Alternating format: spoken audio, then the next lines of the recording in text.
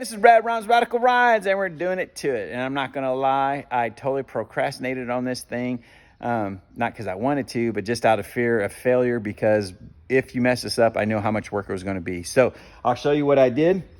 Basically, you have these hinge points. You have 3 bolts top, 3 bolts on bottom, and these are about the only fine thread bolts that you have.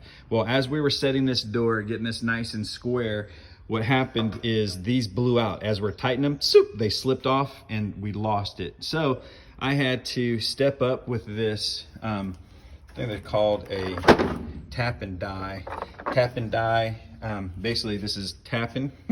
And so this, we went up a size and I had to cheat, and I just gave us a little starter, little cone, so that we could get it started. Typically you would drill it all the way out with a certain size that's, you know, a little bit smaller than this so that you can make the threads.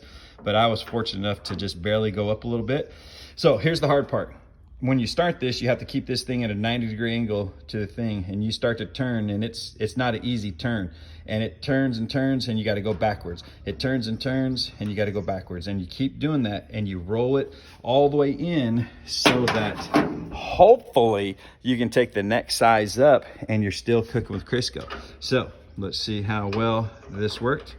And oh, wait, let's see. I'm left-handed, I'm trying to do both. So let's do the other cameraman.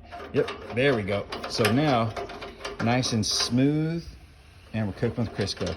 So this one went easier. This second one, I was like, oh no, come on. You know, you can get along with 2, but man, you want to have 3 to keep that door nice and straight. So those that have been scared when this happens, because you know you got to cut the back side out. So if that would have failed, we would have had to come back here, take this off, cut that like a whole door window out, fix it, put a new piece in, and then seal it back up. I did not want to do that, and so that's the reasons why I procrastinated. So sorry it took so long in videos. I'm just like, oh, I don't want to do it. But now that I've done it, we can put the door back on, we're good to go. So if you need a little lesson, there it is.